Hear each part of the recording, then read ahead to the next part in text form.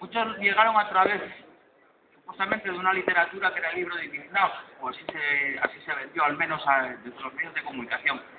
Yo, sin embargo, llegué a través de un libro que se llama Educación para la Ciudadanía, que es de un profesor de la Complutense de la Filosofía de Madrid, y me gustó mucho aquel libro porque empezaba a hacer un repaso de lo que era la historia de la democracia y llegaba a Grecia y explicaba un poco cómo eran los mecanismos democráticos, en una Grecia que hay que entender que había una parte que era esclava, ¿no? Pero sí había unos en los que eran ciudadanos, tenía un concepto de democracia que parecía pues, mucho más participativo del actual, ¿no? Y decía, pues, bueno, si nos beneficiamos de una democracia pura y tal, bueno, aquí a lo mejor hay que sacar algunas lecciones.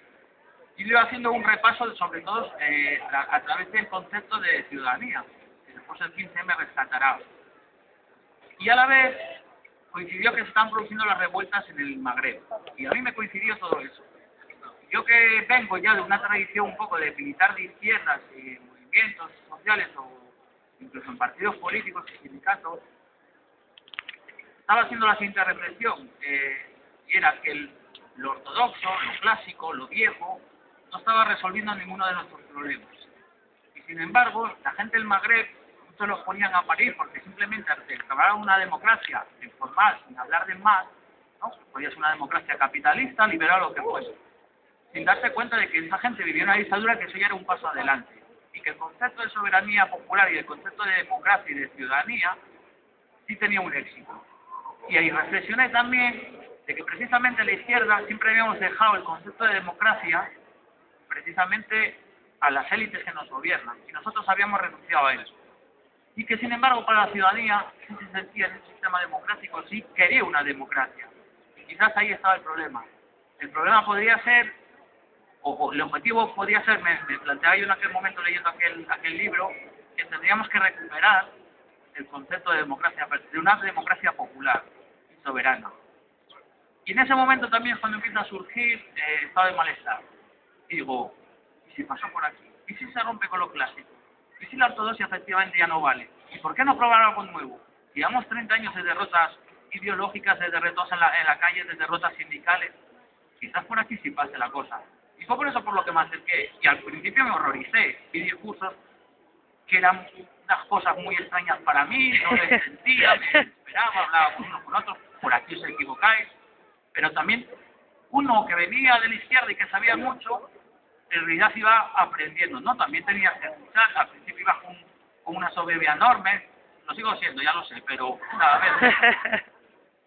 Pero eso me acercó al 15M. Otra gente de la izquierda siempre lo rechazó, nunca tuvo esa humildad de escuchar a la gente y tal, y de saber qué es lo que demanda la gente, ¿no? Y a partir de ahí recomponer un proceso social de reconquista social, ¿no? Y en realidad en el libro también se menciona, yo que soy licenciado en Historia, que no historiador, que son cosas distintas, se hablaba del movimiento de la Ilustración. Y la Ilustración, básicamente, como una idea muy genérica, era recuperar al hombre, y digo hombre porque en aquellos momentos se decía así, las mujeres parecía que no existían para los ilustrados, por supuesto para el hombre y para la mujer, en este caso, recuperarlo como animal político, ¿no? Es decir, durante la Edad Media parecía que todo venía de deidades y de reyes absolutistas que los nombraban los dioses.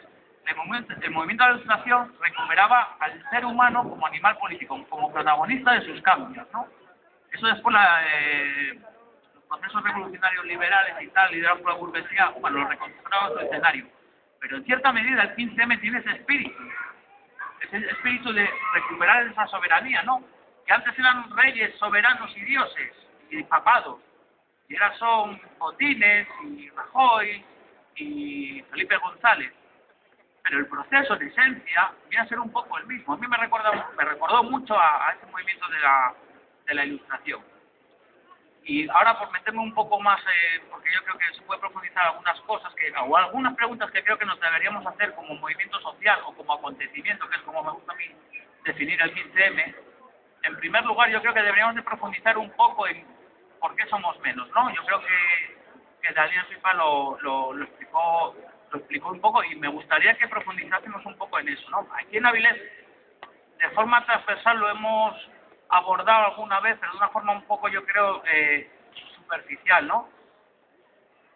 porque, bueno, hemos dicho que seguramente, y yo creo que hay una parte de razón, nuestro discurso ha girado demasiado a la izquierda y es verdad que hemos perdido un sector de la población, a lo mejor, que podría venir a las asambleas, ¿no? Yo en esa idea no estoy tan de acuerdo porque cuando tenemos las manifestaciones seguimos teniendo el mismo número de gente. Es más, creo que ayer en Madrid se batió el número de participantes a la manifestación. Luego, no creo que sea exactamente ese problema, no creo que sea un problema de